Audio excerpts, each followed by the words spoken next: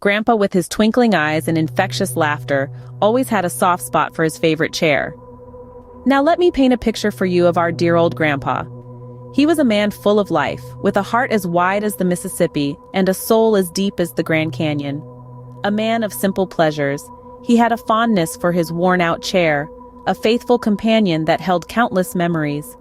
Perched on his chair, Grandpa would sit, puffing on a cigar, lost in the wisps of smoke that danced around him, as if they were sharing in his silent musings. The chair was more than just a piece of furniture. It was his fortress of solitude where he'd retreat into his world of thoughts. His laughter would echo through the house, his stories would fill the air, and that old chair, it would bear witness to it all. When the day ended, you'd always find Grandpa, a cigar in his hand, reclining in his favorite chair. Life, as we all know, doesn't always go as planned. There's a certain rhythm to existence, a soothing predictability that we often take for granted. Yet, within a heartbeat, it can all change. And on one fateful evening, in the quiet comfort of his favorite chair, Grandpa's heart played its final beat. A cigar, still smoldering, slipped from his fingers, marking the end of an era. With his passing, sorrow descended on our household like a thick, unyielding fog. The laughter that once echoed through the halls became a distant memory, replaced by the hollow silence of loss. The once lively dinner-table conversations dwindled into whispers, our hearts heavy with the absence of his booming voice and hearty laughter.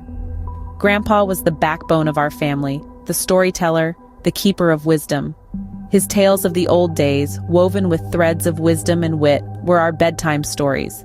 His hearty laughter was our morning alarm. His presence was as constant as the sunrise, and his absence as noticeable as a starless night. In the wake of his passing, his favorite chair sat empty, serving as a stark reminder of his absence. It was a worn-out, leather chair, with patches of the original color peeking through where the years had not been kind. It was his throne, his fortress, his sanctuary. It was here that Grandpa would sit every evening, a cigar in one hand and a glass of bourbon in the other, presiding over family gatherings, sharing stories, imparting wisdom, and filling our lives with warmth and love.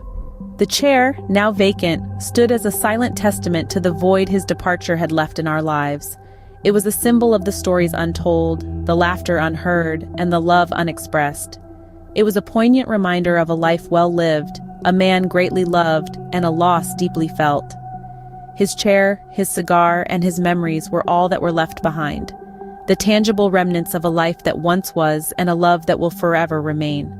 Time heals all wounds, they say, and life must go on. And so, we found ourselves faced with a task that seemed simple, yet was steeped in sentiment, replacing Grandpa's old chair. It was more than just a piece of furniture. It was a symbol of his presence, a testament to countless tales told and wisdom imparted. But the time had come to let go. We embarked on the search for the perfect successor, a chair that would fill the void yet respect the past. Days turned into weeks as we browsed through countless catalogs, visited numerous stores, each chair whispering a different story, none quite fitting the narrative we sought. Finally, we found it. A sturdy, oak-framed armchair, its dark leather upholstery gleaming under the store lights. It was grand, yet unassuming. We could almost see Grandpa puffing on his favorite cigar, ensconced comfortably in its embrace. It felt right. The day the new chair arrived was a strange one. It was met with a mix of anticipation and apprehension. As the delivery men maneuvered it into Grandpa's favorite spot, there was a tangible shift in the atmosphere. The room seemed to breathe a sigh of relief, welcoming the new addition, yet aching for the familiar comfort of the old. The new chair was different, yet comforting. Its cushions still firm, its leather still crisp. It stood there, a beacon of change amid the remnants of the past. We took turns sitting in it, each of us silently hoping for a sign of approval from Grandpa. As the days passed, the chair became a part of our lives. It was there during family gatherings, silent movie nights, and lazy Sunday afternoons. It was more than just a chair, it was a symbol of healing, a testament to our resilience, a tribute to Grandpa. And yet, as we nestled into the new chair, we felt a piece of Grandpa still with us. It was as if his spirit had found a new home, a new favorite chair. And with that, we knew that while we had moved on, Grandpa was still very much a part of our lives. The ordinary turned extraordinary when we spotted something unusual. Life had taken on a new rhythm, a new normal, without Grandpa. His favorite chair, the one he'd spent countless hours in, puffing away on his beloved cigars, had been replaced with a new one. A fresh start, we thought, a clean slate. But, as it turned out, the past had a peculiar way of leaving its mark. It was a Sunday afternoon, much like any other, when we first noticed the odd ash marks on the new chair. They were subtle, almost imperceptible, but unmistakably familiar. A chill ran down our spines as we realized they bore an uncanny resemblance to the ones Grandpa used to leave behind. The confusion was palpable. After all, no one in the family smoked cigars anymore. It was a habit that had died with Grandpa. Curiosity piqued, we decided to clean the chair, removing any trace of the ash marks. We scrubbed and scrubbed until the chair looked as good as new. Yet come Monday morning, the ash marks were back. Same chair, same spot, same pattern. It was as if someone, or something, wanted them to be there. We tried everything, from deep cleaning to covering the chair with a protective sheet.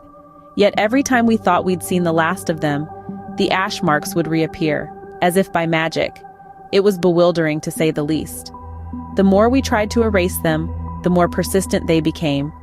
It soon became clear that these were no ordinary ash marks. They had a story to tell, a message to convey.